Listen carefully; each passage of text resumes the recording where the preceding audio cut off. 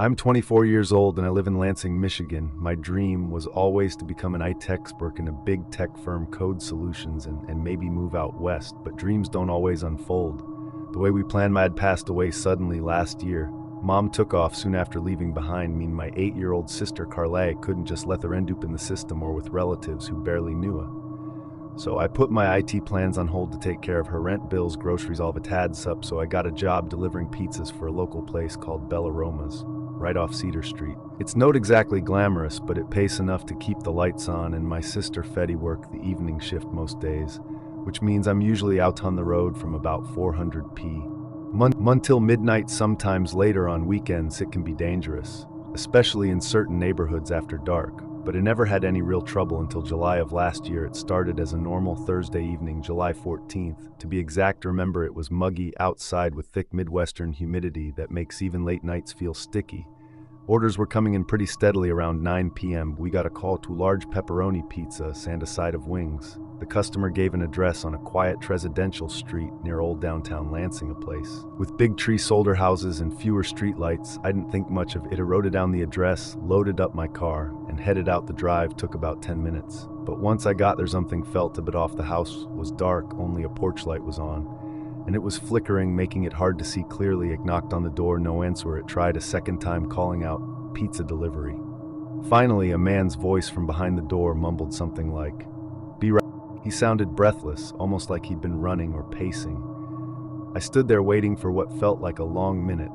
When the door opened, a tall, lean guy in a gray sweatshirt stared at me through the screen. An artist had never fully opened the main door, just enough to slip his hand through and give me what of cash. He took the pizza sand wings, nodded once, and then shut the door without saying a word. His face was partially hidden by a hood, but I caught a glimpse of heavy stubble and tired eyes. The weird part, the moment to shut the door, I heard him sliding a chain lock or something and went back to Bella Roma's, finished my shift, and tried not to think about it. But the next day, Friday, around the same time, another order came in from that exact address. Same items, 12 large pepperoni side of wings. My coworker teased me, saying I must have done a good job the night before for them to reorder so soon. I laughed it off and headed out. When I arrived, the house looked even darker. Didn't see any porch light this time, just the faint glow from a TV through a window again. I knocked again. This guy slowly approached and opened the screen door just crack. He glanced at me with this sort of quiet intensity. No smile, no small talk. He handed me the money. Exact change this time. Took the food and shut the door. That was it. The whole interaction lasts Ted maybe 15 seconds. I remember driving back feeling uneasy. I told myself it was just me being paranoid, that some people are private or shy, but later when I counted my tips, I realized he gave me an extra 20. Seemed odd for a guy who barely spoke that weekend. It noticed a strange feeling whenever I was out on deliveries, like someone was watching me. Specifically, I'd catch glimpses of a dark gray hoodie in my rearview mirror when I drove away from certain streets, or I'd see someone wearing the same hoodie standing by a bus stop and then turning away quickly. My brain told me it was probably just random folks around town, but a voice in the back of my mind kept whispering otherwise. On Monday, July 18th, I started my shift at 4 p.m. As usual around 10. Meant the phone rang for another delivery to that same address. By now, I felt a genuine knot of dread in my stomach. I contemplated having a coworker go instead, but we were understaffed. So it took the order. It was the same items again, 2 pepperoni and wings. It showed up to fin the house completely dark. Event the TV I'd seen before was off. I stepped onto the porch and felt that thick silence pressing in like the air itself. Washivir knocked, no answer. My heart pounded a bit. It knocked again softly, calling Bella Roma's. Nothing. It turned to leave a little annoyed and a lot nervous. That's when I heard footsteps on the gravel behind me. I spun around. The man in the gray hoodie stood there close enough that I could smell his stale cigarette breath. We locked eyes for a moment. I muttered, "You alone, right?" Before I could react, he pulled out a small knife. It wasn't huge, but it looked sharp enough to do damage. I froze, adrenaline shooting through my veins. My mind raced with all the survival tips I'd ever heard. Hand him your wallet. Don't make sudden moves. Don't fight back unless you have no choice. I tried to keep my voice steady as I said, "Look, man, take whatever you need. I don't want trouble." He gestured with the knife toward my pockets with shaky hands. I fished out my wallet and phone. He snatched them, then swung the blade at me in a quick arc. I jumped back, but not fast enough. The knife sliced across my palm, sending a sudden sting and warmth down my wrist. I nearly dropped the pizza bag. He stuffed my wallet and phone into his hoodie, eyes darting around like he was expecting someone else to show up. "Don't follow me," He hissed, then he bolted into the darkness between houses, disappearing as fast as he'd appeared for a second. I just stood there stunned. Then the pain in my hand set in, and I realized I was bleeding. I grabbed my car keys from the pizza bag and got back inside my old Honda Civic, called 911 from the store's spare phone. Once I returned, the cops asked questions and took my statement. They checked the address. It turned out the house was abandoned. Nobody lived there 4 months, so apparently the neighbor told police that someone had been sneaking into the place at night, but they never got a good look. The cut in my hand needed a few stitches, but it could have been worse. They never caught the guy. I replaced my phone and canceled my cards, but the sense of violation stayed with me for weeks. I kept wondering how I got my number, and if he'd been calling in false orders, just to lure me there. Maybe he'd watched me the first time and realized it was easy to get me alone. The worst part is not knowing if he's pulled this stunt on anyone else or if he'll try again. I've gone back to focusing on my IT courses, part-time, hoping someday I can leave pizza delivery behind before we dive into the next story. If you're visiting our channel for the first time, don't forget to hit the subscribe button and turn on the bell icon to stay up. With our upcoming scary stories, I've always considered myself a pretty level-headed guy. I'm not one to jump at shit or spook myself into paranoia, but a few months ago I had an experience that changed how I feel about staying late at work or being alone in general. I still think about it some nights, especially when I'm the last person out of the office. I work in a mid-sized accounting firm in a bland office park just outside the city. It's the kind of place you drive by without giving a second glance. The building is plain, the lights flicker occasionally, and there's a vast, poorly lit parking lot that always feels bigger than it needs to be most of the time. It's quiet and unremarkable. I started pulling long hours after a wave of new clients came in. It'd stay past sunset, sometimes not leaving until 9 or 10 at night. He was the only person on our floor who didn't mind the silence, actually. I kind of liked it first. There was Newfist chatter, ringing phones, and I could focus on knocking out reports. That changed one Friday in late October. I'd been burning the midnight oil all weeks. I barely noticed how empty the office felt after. Around, I decided to step outside for a quick break. The lot was nearly deserted. The sky had that purple-gray tinge of approaching rain, and the wind was picking up. I remember standing by my car, just stretching and enjoying the cool air. When I felt someone's eyes on me, I turned around, expecting a co-worker who forgot something. But all eyes were rows of parked cars under flickering lamps on the fair edge of the lot. I thought I saw a shape, a person just standing there. Could have been my imagination. It was that kind of low light where everything looked like it could be. A person shrugged at me, being tired, stretched one last time, and went back inside. A few days later, my routine was the same: stay late, finish a client's report, and try not to doze off at me desk. Around 9 p.m. my phone buzzed with a text from my wife asking if I was on my way yet. I figured I'd quickly check the break room for some coffee, and then head out. The hallways were dim because after 6 half the lights switch off automatically to save energy.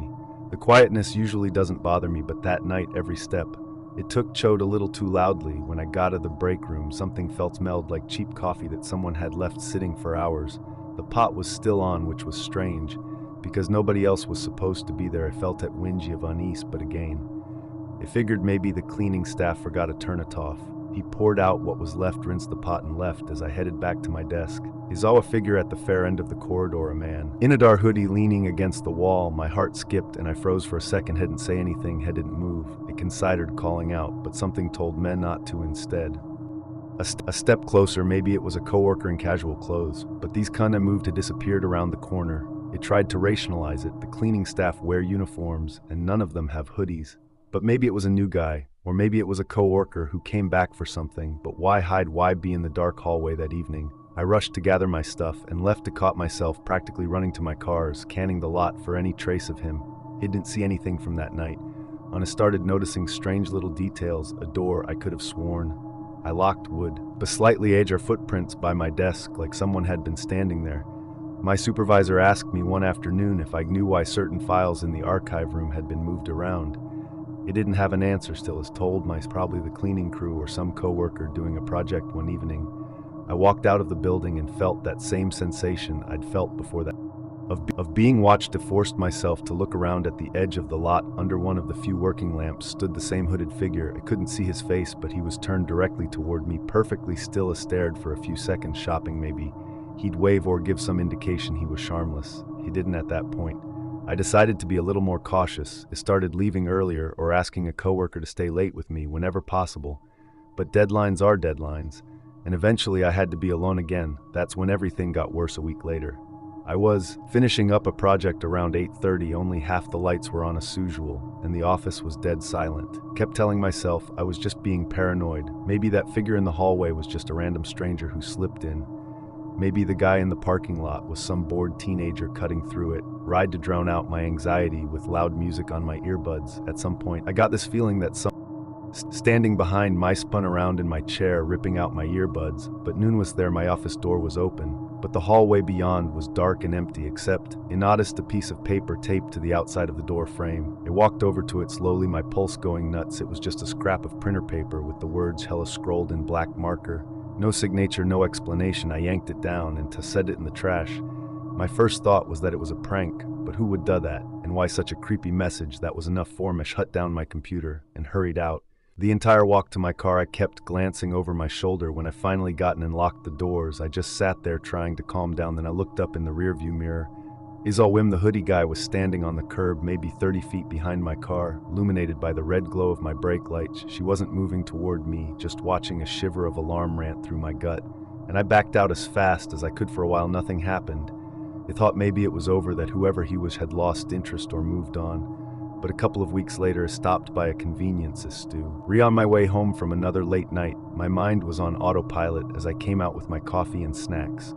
I noticed a familiar shape leaning against the side of the building, hoodie pulled low, face hidden in the shadows. It was the same posture, the same unsettling stillness. I hurried to my car, fumbling with the keys. By the time I got the door open and turned around, he was gone. He drove home feeling uneasy, my head throbbing with possibilities. Washa following me outside of work.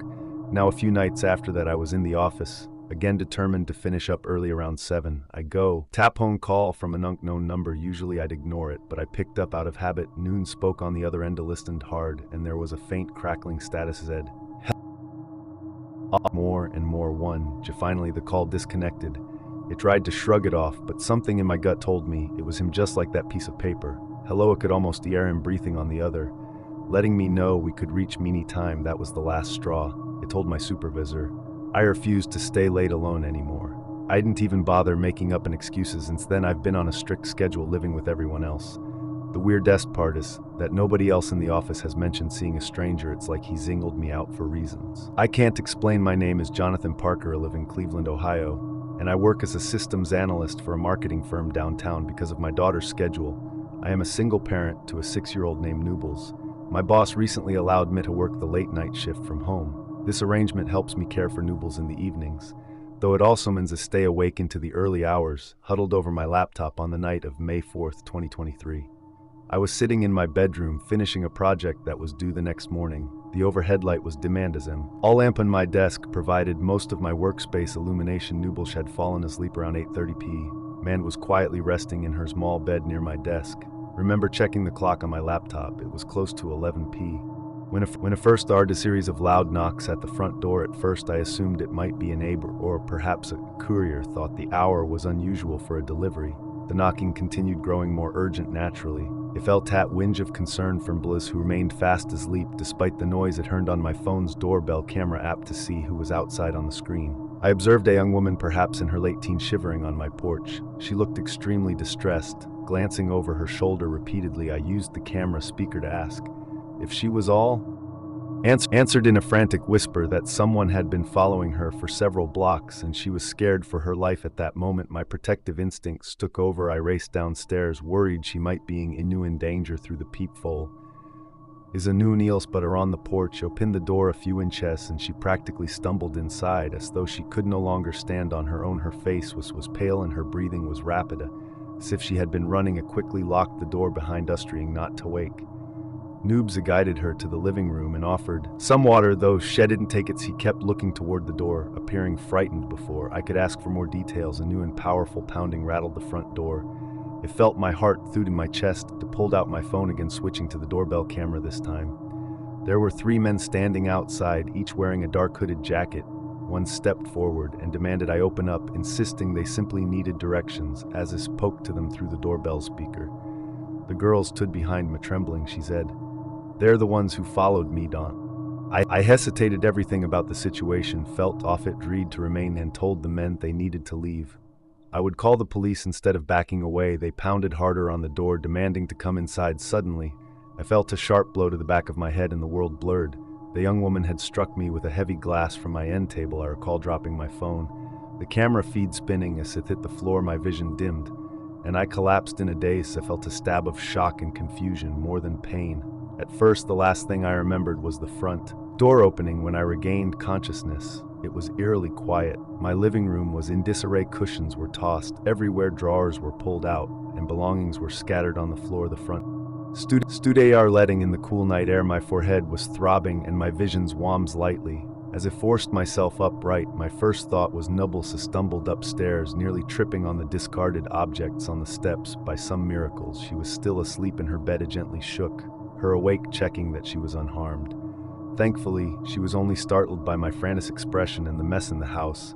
Called the police immediately, explaining that someone had broken in. Officers arrived within minutes, their patrol lights flashing across my living room walls. They inspected every room in the house, but the intruders and the girl were long gone. After a preliminary investigation, the officers noted that several valuables, including my laptop, Nubbles' tablet, and various small electronics, were missing. They also discovered that the criminal Shadrum maged through my desk drawers, likely looking for documents or money. An investigator took my I described the young woman who had initially appeared helpless. One officer exchanged a knowing glance with his partner. They explained that this ploy had been reported several times in the area. A seemingly vulnerable individual would be G for help gain access to a home, and then work with accomplices to rob the homeowner. In many cases, homeowners were assaulted, but rarely severely injured. The police assured me they would do everything possible to locate the suspects. They mentioned that the group had already targeted various parts of Cleveland, though none of the victims had been able to provide clear information on where the thieves disappeared. After word days passed, and I received updates about the gang's whereabouts, the girl's identity remained unknown. Each time the phone rang, it felt a rush of hope that the police might have found her, but they never did in the end. I was left with the unsettling awareness that my desire to help a stranger in trouble had opened the door, quite literally, to a carefully orchestrated crime. My daughter was safe, but the lingering thought still keeps me awake at night. Had I delayed my decision to open the door or inspected the situation further, perhaps the criminals would not have gained entry so